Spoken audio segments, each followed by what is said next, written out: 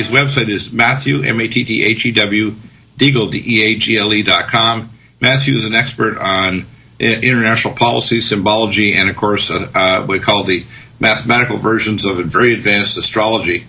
Matthew, I want you to continue with your thesis because I think it's important to understand that Donald Trump has done a lot of business with the Russians over the years. Donald Trump has always had a relatively peaceful attitude toward the Russians. I think that's the main reason why these people like Hillary Clinton and her pawns don't like him. Because, I mean, I don't agree with all of Trump's methods. I don't agree with all of his rhetoric. I think that it's pretty foolish. Yeah, some of his, he's talking like even his wife has said. But he should get rid of his retweet account and so on. But besides that, but a lot of the opposition is fomented by the media as well, who seem in many of the media outlets almost to work for Hillary Clinton. I mean, I haven't seen an election where there's more biased reportage on the candidate than the case of Donald Trump. It's just ridiculous. Even on Facebook and Twitter, apparently they did after the shooting when Donald Trump made statements in support of protecting gays and lesbians. There were a number of tweets that were actually suppressed by Twitter and by Facebook pages because they didn't want gay and lesbian people to say, hey, for example, he made the statement that Caitlyn Jenner could come to a Trump Tower and use any bathroom he wants. So, or she wants. So the issue is this, that they want to paint him as a misogynist, which he's not. They want to paint him as a racist, which he's not. But the real issue about Trump that enrages them is they don't want to reform NATO and include Russia to deal with terrorism. Yes, the real issue is that they have ambitions of creating a kind of global mega superpower out of a union of the USA and Europe. Right. That's what this is all about. The European Union, Angela Merkel, the refugees. It's all about trying to establish a USA/European Union global superpower with the largest economy in the world. And it's all just megalomania and insanity and psychopathy. It's disregarding the fact that Russia still has the weapons it developed during the Cold War, still has the largest nuclear arsenal on Earth, is still developing directed energy weapons that destroy our food supply for 1 year in a day. All right, so by 2030, 2040, when the water shortages and so forth and resource wars have come about through the inevitable result of our exploitation of those resources, the result will be that Russia will, if we attack them, be forced to deploy their biggest guns. And their biggest guns happen to be weapons that could starve 2/3 of the country in less than a year.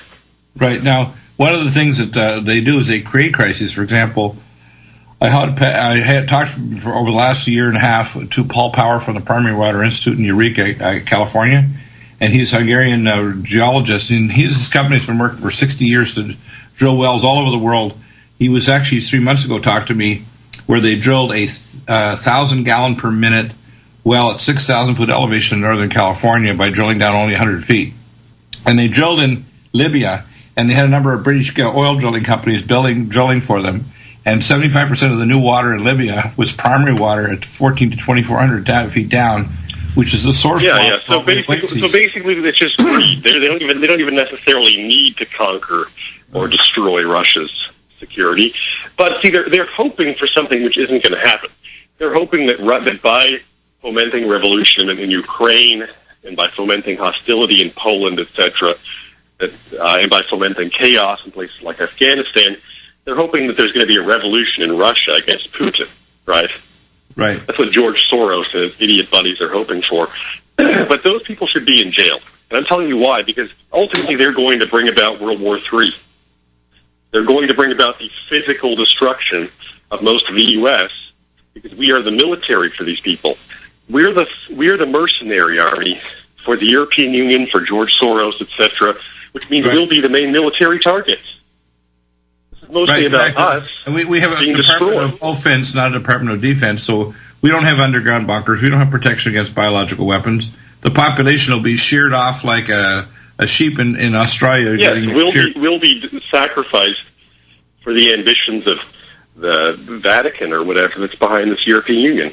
And I think, honestly, you get down to it. Now, we discussed earlier, I do not buy the propaganda from the Israelis that the cause of terrorism is Islam. It's nonsense. Islam has adapted itself to the terrorist mindset. because the terrorism itself is caused by our destruction of the Middle East as a geopolitical strategy to disrupt Russia.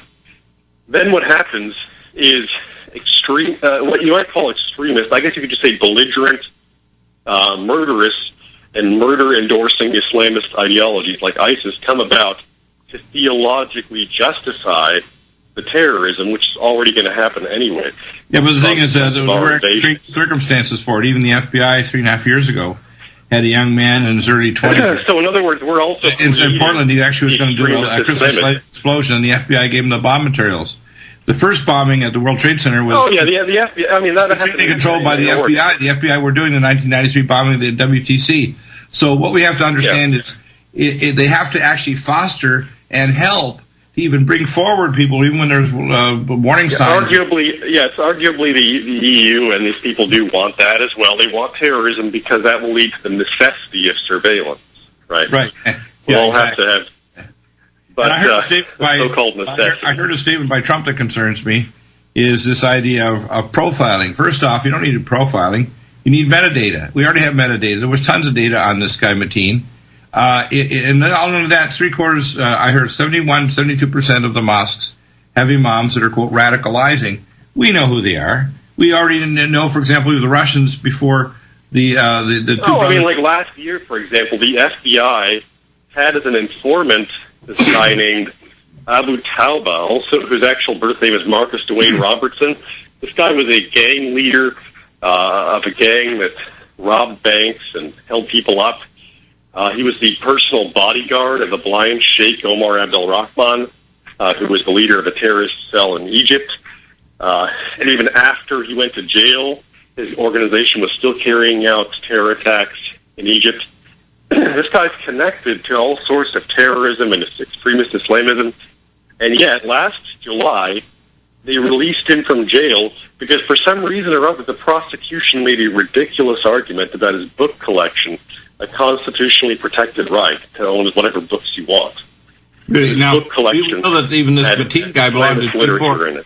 This guy, Mateen, belonged to an organization called G4S that was used to be Securicom. Wackenhut. Yeah, Wackenhut. Of course, I mean, people involved with 9/11. All the 9/11 security people were all Wackenhut people. And this guy was too. I mean, there were so many red flags over this guy, Mateen. It was ridiculous. So they gave him a pass because they said, look, this guy's a good terrorist sponsor. We're not going to stop him.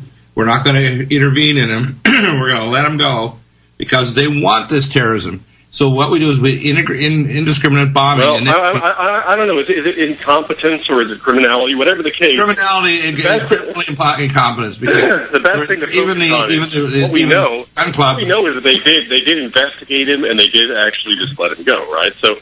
Oh yeah. There's already enough there that if somebody out there is listening and is a victim or related to a victim of this attack, I recommend a class action lawsuit against the FBI. Oh yeah. For their failure to catch this guy in advance. Yeah. And not to mention, how about Abu Tauba? Why is he out of jail? Probably because he's working as an FBI informant again, and the prosecution was intended to be a straw man. What we found out, this is really interesting too, recently the 9/11 scholars found out that the numbers, the visa numbers that were given to our so-called people who are on the so-called flying list of pilots that flew, were all given what's called special FBI, CIA numbers because they were basically operatives for the FBI. We know I don't totally blame the FBI, though. I mean, the FBI has done a pretty shoddy job. Yes, they've done a terrible job, obviously. But on the other hand, keep in mind, the terrorists are just increasing in number exponentially. They're going to increase, but the thing is, it's like if you the refugees are increasing as well. And whose fault is it ultimately? People like Hillary Clinton, people like they want like George Bush, Donald Rumsfeld. It's their fault, right? It's Donald Rumsfeld's fault for deploying too few troops to Iraq and using bombs on civilians instead. But ultimately, it's his fault. It's Hillary Clinton's fault for destroying Libya and leaving nothing in remains except for ISIS, or at least a dead corpse for ISIS to infest.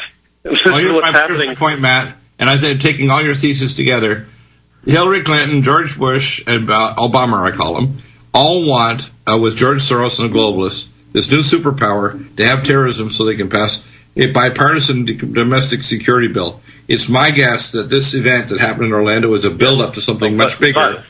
And it's designed to bring in a bipartisan security bill where they can have a police state with an open border, bring in many more. Yes, I do think they probably want that, and they probably have plans for the FBI. But, I mean, there's something else to note is that the FBI does run even a lot of the white supremacist groups, as well as the Islamist. Of course they do. They're involved in everything, Fraser, including the guy who Fast and committed Furious.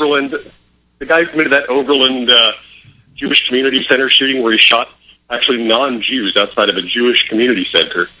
The guy was a long-time FBI informant. He worked for the FBI for like 20 years, or even longer, like 30 years. And then he goes and commits a mass shooting. The FBI is obviously very irresponsible in its strategy of informants and infiltration, and it's obviously not working very well. And also something else, psychologically it's an active process of fostering terrorism and bringing it forward. Mm-hmm. Psychologically speaking, when the FBI gives somebody a fake bomb, for example, and then thwarts the attack at the last minute, that gets publicity for the FBI. But the actual effect is not to reduce terrorism or prevent it. It inspires copycats to attempt to succeed at that sort of attack. That's what it does. Exactly. Psychologically, when an Islamist or a nationalist or whatever sees the article in the news about that bomb the FBI gave some guy to commit a fake attack, they are inspired to attempt a real attack and to use more reliable channels to obtain their weaponry. Right. That is how it works. The copycat effect. I recommend Warren Coleman's book, The Copycat Effect, where he goes over this in multiple different cases where somebody tries to commit a similar attack to somebody else, tries to outdo them, tries to get the new high score. Even the fact that this attack was publicized in the media as being the deadliest mass shooting in modern history, etc. That also encourages attempts to outdo him. Well, it's a competition. Right. There's a close connection between aggression and competition. Look, for example, at the soccer hooligans over in Europe right now. They're beating each other up just based on what country they're from, because their teams are against each other at the Euro 2016 competition. Right. That shows you one example of how close competition is related to aggression. Also, you'll notice that most of the school shooters are very competitive, straight-A students. Again, they're very competitive, become ever more aggressive until eventually that aggression spills over into physical aggression on their classmates. The same thing with the copycat effect is that things that are inherently aggressive are going to stimulate other kinds of aggression. All aggressions are ultimately one thing, so you can't look at them isolated from each other. And competition, right? Like competition for grades, competition for a high score at a soccer game or whatever, sports, that's all aggression as well. So when a person is highly aggressive and they see somebody else getting the high score at killing people, they're inspired to try to outdo them. Exactly. They're inspired what I see happening is before, now at the beginning of the first term of George Bush Jr., there was a 9/11 event which was totally staged. I think that they want to stage a major 9/11 type event or events before Obama leaves. Well, 9/11 was a big mistake on their part.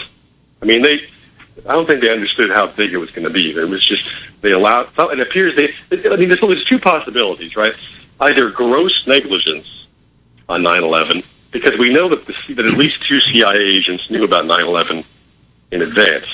But on the other hand, we have the possibility of criminally allowing it to happen, and then some secretive organization with all sorts of weapons at their disposal carrying it out. Most likely culprit being somebody connected with Israel and or Saudi Arabia or both. Yeah, exactly. Now, of course, you know that there were icons put on the air traffic controller screens by U.S. Space Command. Mm-hmm. And those icons were actually put there by U.S. Space Command and NORAD as part of a war game. So 9/11 was a war game that went live, because we did it, and that's why when Dick Cheney, otherwise known as the the way this stuff always works, though, you have to understand is that the majority of people involved are just dupes and don't understand that they're part of a conspiracy. Same thing with the FBI. If there is a conspiracy going on here to allow or encourage terrorism, then the majority of people involved don't know about it, and they have passive incompetence, right? Right. Incompetence applies to the majority of those involved. And then there's just a few manipulators at the top or inside, presumably working for some other intelligence agency or some criminal organization that are bringing it about. It's not difficult, though. You think about it. If the FBI tries to infiltrate all these Islamist groups and all these nationalist groups and white supremacist groups, of course, it's going to go the other way around. There's infiltration of them by these groups because of the large number of informants that they cultivate from these groups. But the main point, though, here, the main thing that I wanted to discuss is what the media has been ignoring, that the cause of this terror, the motive of this terror attack is simply revenge.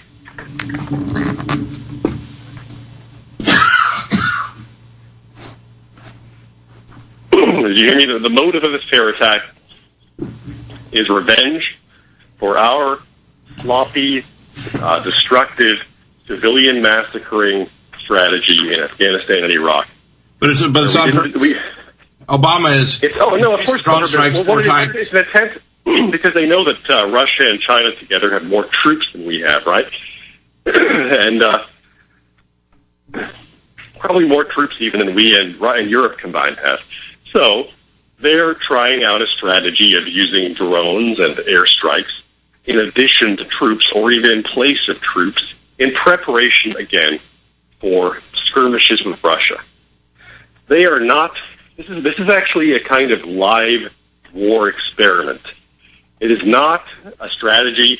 They're destroying Afghanistan on purpose. They want chaos. They're hoping that the chaos will spill over into Russia, into Chechnya. They're hoping that the Muslims in Russia join ISIS. You see? That's why they aren't stopping ISIS. They're hoping that the main country that will ultimately be destroyed by it is Russia. Now, Russia, however, is defending itself, and ironically enough, who is it that's inviting in the refugees is Europe.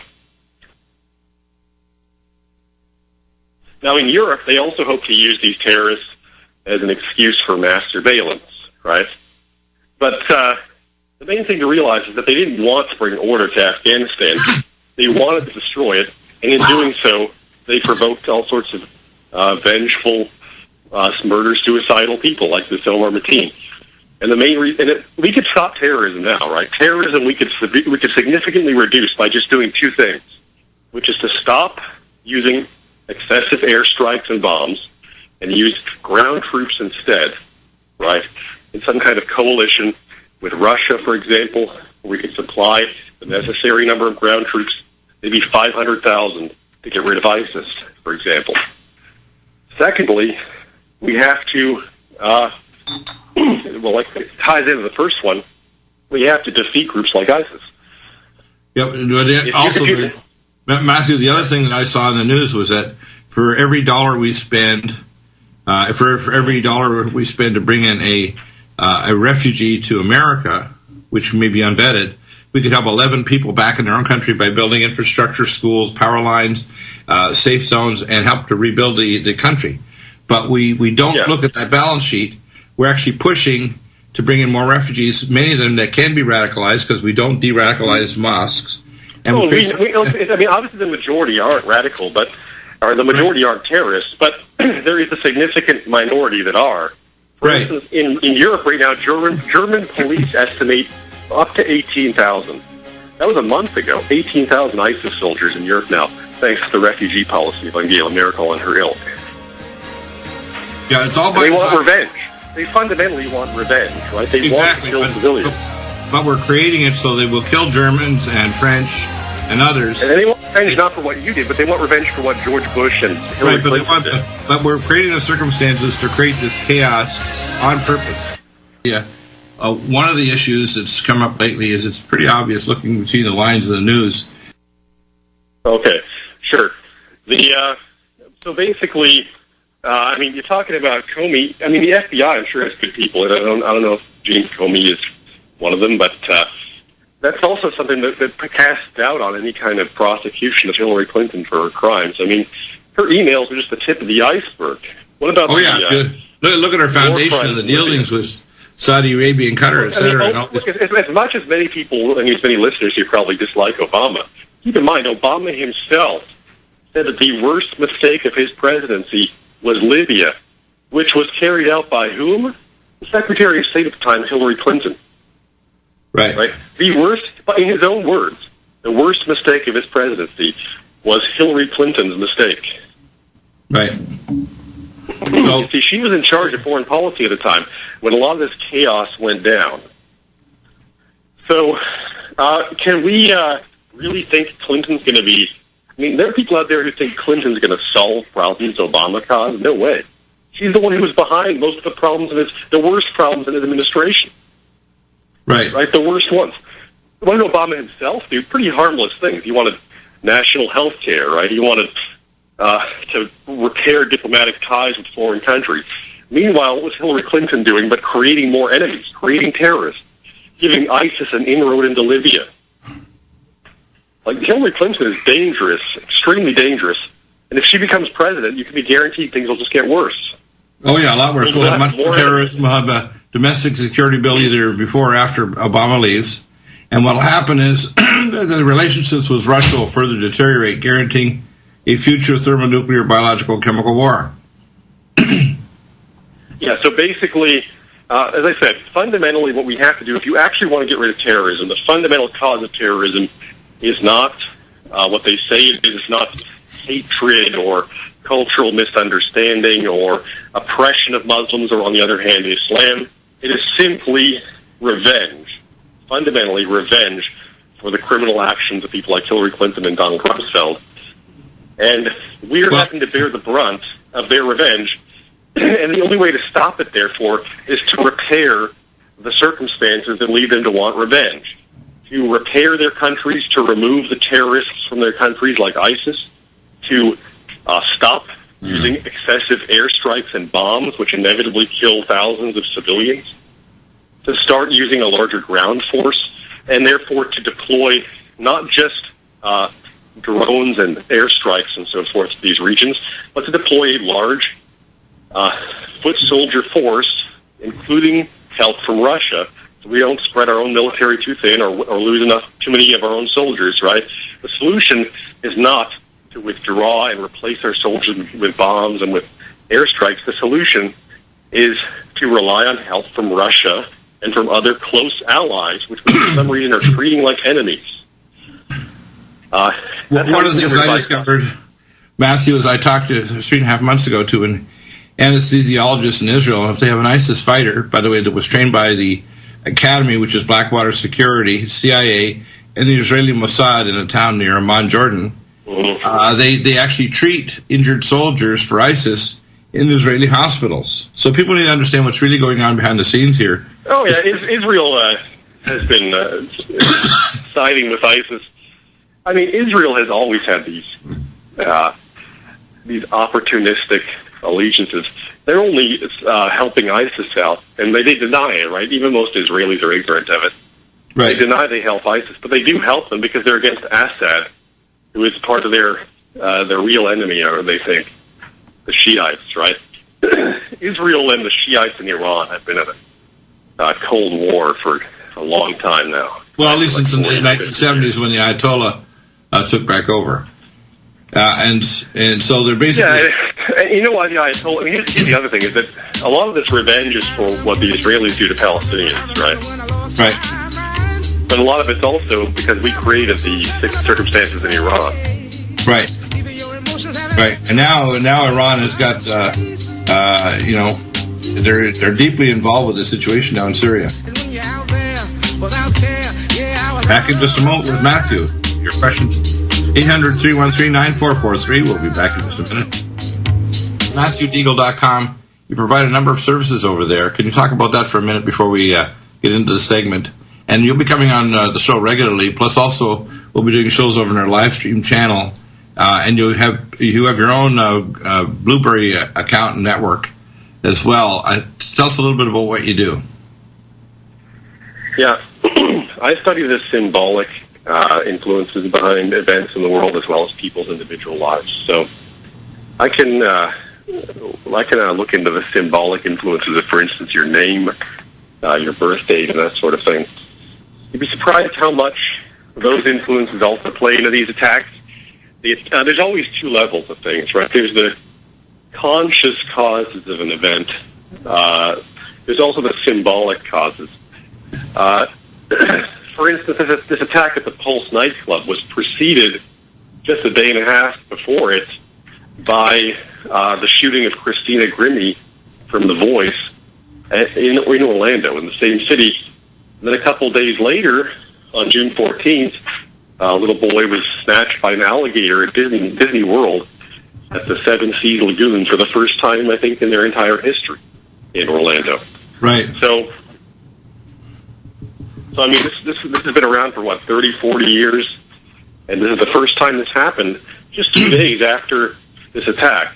Often events do happen in synchrony with each other, or synchronicity, so you have to look at the symbolic causes as well. Now, others, besides symbolism, or the Jungian side of things, there's also the simple behavioral psychology level of things,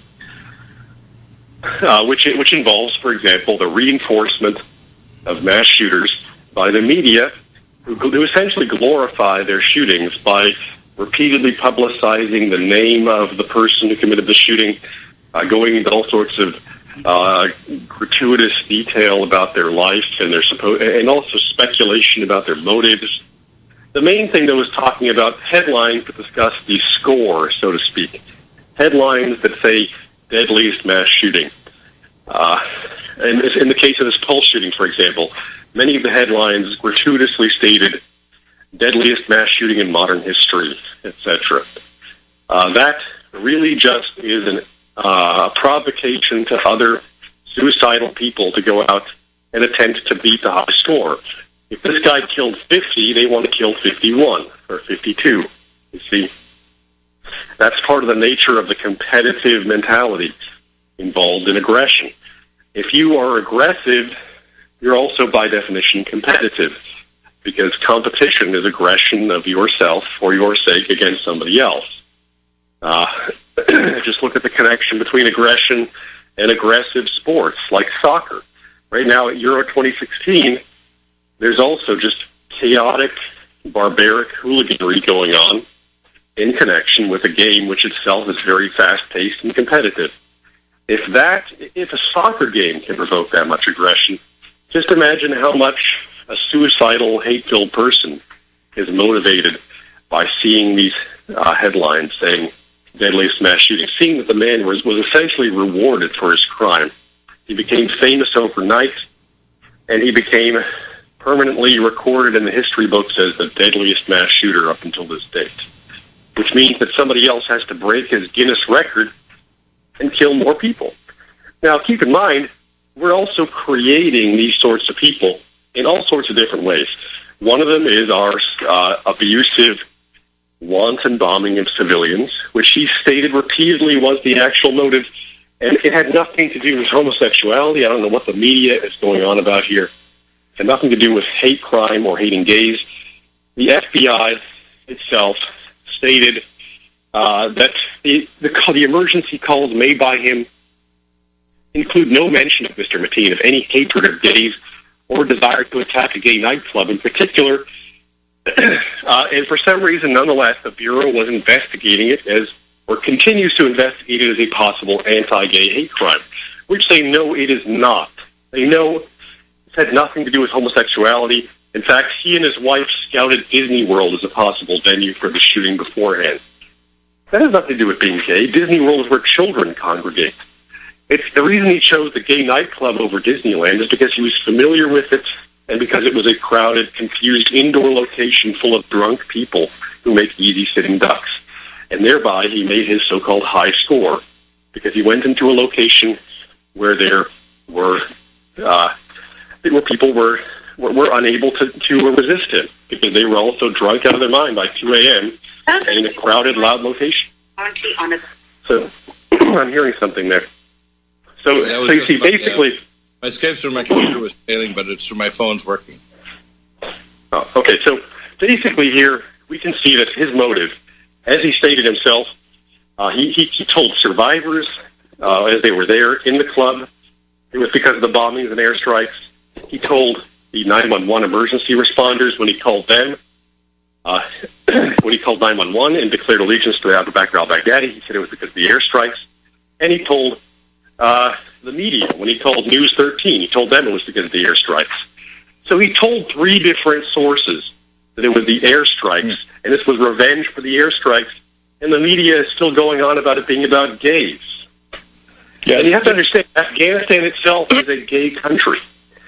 Ancient Afghanistan was the gayest country in ancient times, and the ancient gay practices persist to this day, and even the Taliban couldn't get rid of the gay practices in Afghanistan. In Afghanistan, being gay, or what we would consider to be gay or bisexual, is regarded as normal. So this was not an attack on gays. This was an attack on Americans. And why? Because of what Donald Rumsfeld and George Bush did in Afghanistan.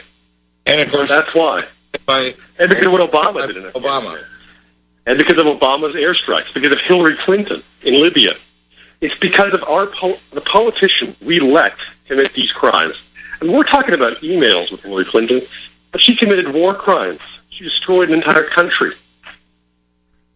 We're talking about emails? I mean, is this just, what is this? This is a straw man? Is this controlled opposition? Because ultimately it might not even go anywhere. I'm concerned that... And we're seeing what? We're seeing Clinton. Clinton's likely going to be the next president. Because the Republican Party doesn't even support its own candidate. After the July convention, I think if she's not prosecuted, it's very likely she will be president. And they're using this issue when really it should be the criminal activity in Libya. For example, I remember the statement she made after Muammar Gaddafi died. She said, "We came, we saw, he died," which is like a play on the old Roman statement, "Veni, vidi, vici." We came, we saw. Yes. Anybody who wants to know about why Omar Mateen would want to kill Americans, look at airwars.org. Airwars.org has been keeping track since the airstrike campaign began of the number of civilian casualties. This is just from the airstrikes supposedly on ISIS, right, in Syria. Already at least 1,300 civilians have died from coalition airstrikes alone. That doesn't even include ISIS attacks. So, I mean, keep in mind, this is the reason why there's terrorism. It's the reason why there's a rise of a new theology of Islam that justifies terrorism and revenge. It is ultimately all our fault. We created it. We're fostering the radicalization of, the average Muslim that comes to America. They want to have a big home, a car, a business, and it doesn't skip. And radicalization is counter to the fact that our culture is, by the way, a de-radicalizing culture by itself. But our foreign policy creates... Well, I don't believe that. I don't believe that being rich is de-radicalizing. That's also propaganda. Look at Anwar al-Awlaki. He was from an affluent, well-educated family. Look at bin Laden. And in fact, a lot of the biggest terrorists are from well-to-do families. But my point is that the brain drain policy is also part of the problem. I mean, but our foreign policy... There should simply not be mass immigrations from one country to another. Exactly. That shouldn't happen.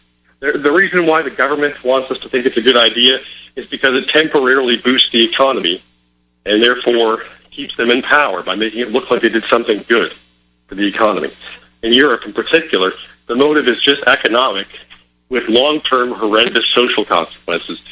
Like, yes, the majority of Muslim immigrants into Europe are innocent people, but they know full well that in that innocent mass there are infiltrators that are ISIS soldiers that are the survivors of these bombings, that are full of suicidal hatred, and are just aimed at one thing, that's killing Westerners as revenge. And it's because we did it to them first. Understand this.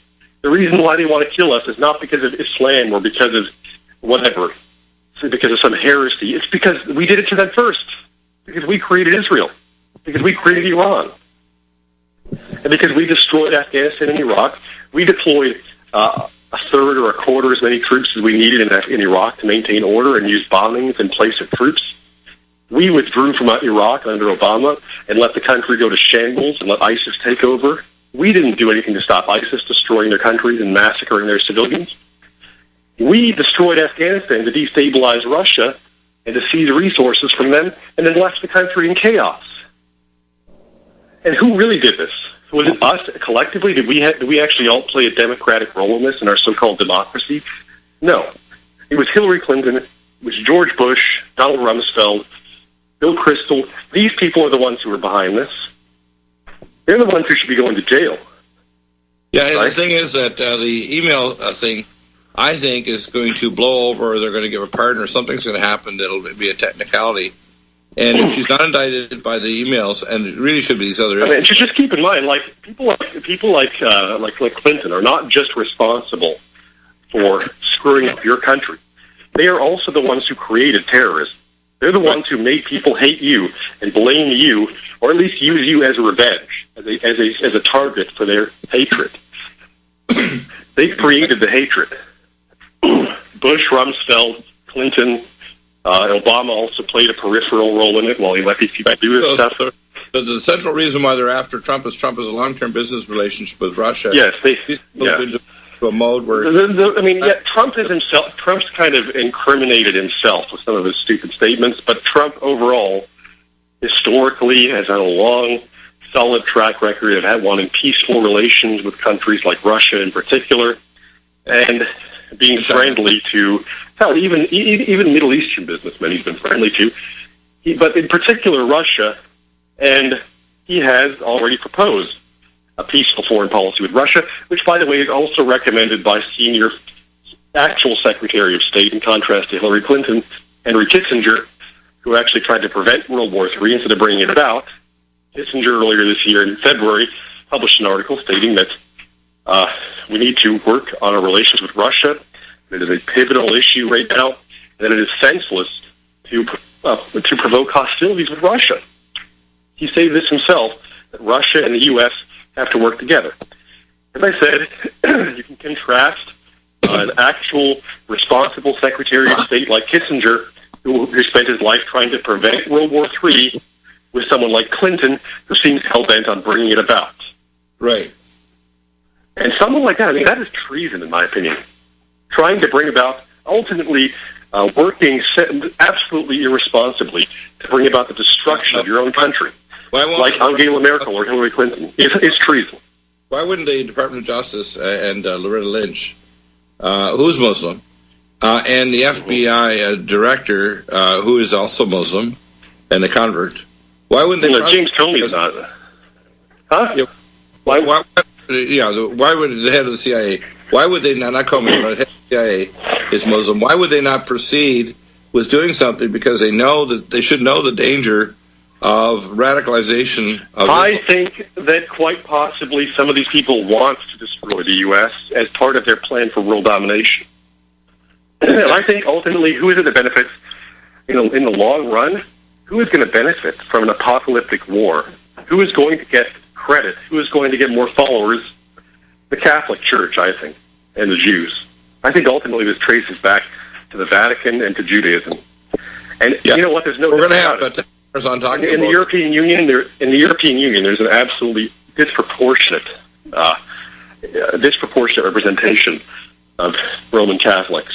All the EU commissions are Roman Catholics. It actually says, and of course, and then over here in the think tanks responsible for the war in Afghanistan and Iraq and so forth, there's a massive disproportionate representation of Jews. Now, of course, Jews have a disproportionate interest in the Middle East, but their involvement in these criminal schemes is certainly suspicious, considering that their religion teaches them they should take over the world. Right. Well, that's part of what's called Talmud of Babylon, and Tex Martin is going to come on talking specifically about that. We're not talking about the word Jew, about the ancient Hebrew Jews. We're talking about modern Talmudic Judaism, which is tied to... whatever the case, that's what Judaism is nowadays. It's a cult of world domination and slavery. And the thing with the Vatican just covers it up better. The Vatican has better PR. People don't look the other way, but their activities are also highly suspicious. Like, why is it the European Union flag is a halo of the Mother Virgin Mary? Right. Why is the halo of... It's actually a halo of Mary as the mother of the apocalypse, of all things. Right. That indicates to me that on some occult level, they are trying to bring about an apocalyptic war. God knows what they have ultimately in mind here, but I think they are trying to bring about an apocalyptic war. Well, And, you know, I think, as I said, I think that Muslims are, some Muslims are involved, but the focus on Islam is totally unwarranted. For the most part, Muslims are so fanatical that they have to adapt their, whatever they do, whatsoever, to theology. They have to consult their imam. And the terrorism is not caused by Islam. It's the other way around. Islam is being modified to adapt to terrorism. The reason why groups like ISIS and other fanatical Islamist groups are coming about is because they have to justify terrorism theologically. Right. They have to make terrorism the will of God. But fundamentally, terrorism is just revenge for what's been done to them by Israel and the U.S. and by Britain. Britain also has played a massive role in all this corruption. Fundamentally, it's pretty simple. The Europeans and European descended peoples, as well as the Jews, have screwed the rest of the world and made the rest of the world hate them and hate us. We have to accept that we are now lumped together with these degenerates that have destroyed foreign countries for their own personal profit. And they hate all of us, or at least think of all of us as a valid target as a result.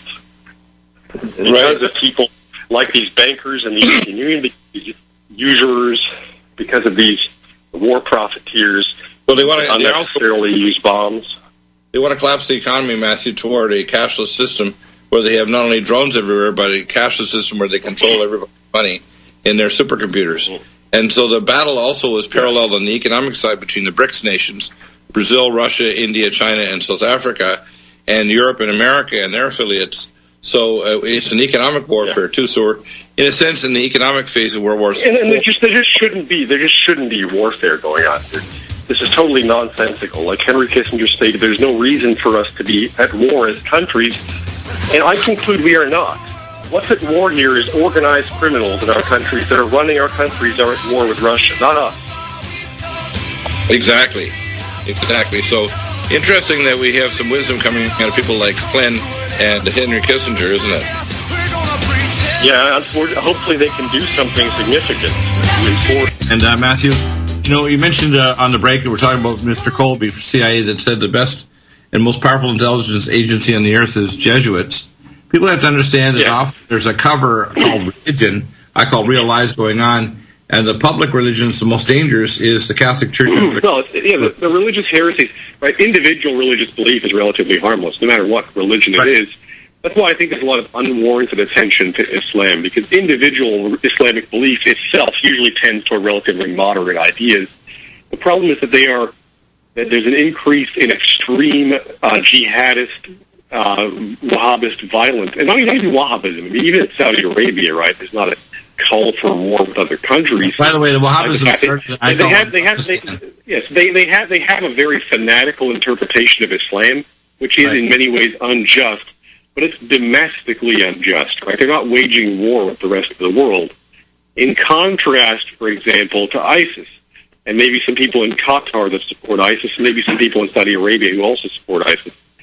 But fundamentally, the cause for this rise of so-called extremist Islam, or what really is just belligerent Islam, and this new interpretation of Islamist theology, is just the need for terror, the need for revenge, the mass discontent with the Western intervention in their countries, and the desire for revenge against the West, and then the desire for power by religious leaders like Baghdadi, who see it as an opportunity for themselves to seize power into their own hands, just as Hillary Clinton wants to seize power into her hands by becoming president and by forming this biggest economy on earth between the USA and Europe.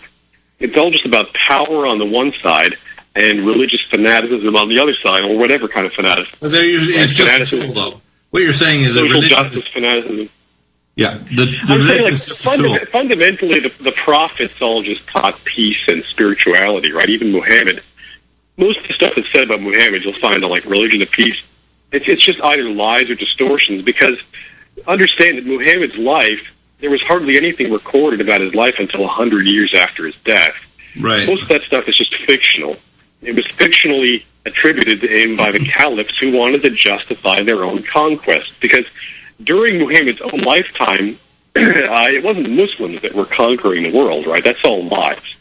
Historically and archaeologically, even though Muslims themselves will deny this because it's part of their traditional history, at the time, there's no doubt it was Syriac Christians and pagans. Most of the Arabs at that time were Syriac Christians and pagans. And it wasn't until about 150 years after Muhammad's death that the caliphs actually got any kind of power and Islam became the state religion. So the Arabs were already up to conquest before Muhammad and during Muhammad's lifetime, and not in the name of Islam. What they had to do was justify their conquest by adapting his theology to their bloodthirst and their barbarism. Yeah. That's exactly what's being done right now with terrorism and ISIS, is they are adapting Islam to their bloodthirst, just like the Catholic Church did with the Crusades, or like Jews did with the Talmud. Very, very similar situation, isn't it? Thank you for your analysis. Same thing. And those people listening, check out Matthew's website and services. He'll be on the show regularly. MatthewDeagle.com and Matthew. Fundamentally, an out of control desire for power. Absolutely. Thank you, Matthew. Great show. We're going to have John Moore and John Stepmiller on the third hour, popping in for some cameos. We'll be back tomorrow with Carrick University and Tim Alexander. You don't want to miss it. Thank you for your support of the NutriMedical Report and our amazing array of wellness nutraceuticals at NutriMedical.com and our other website, ClayandIron.com. Sign up for all the podcasts.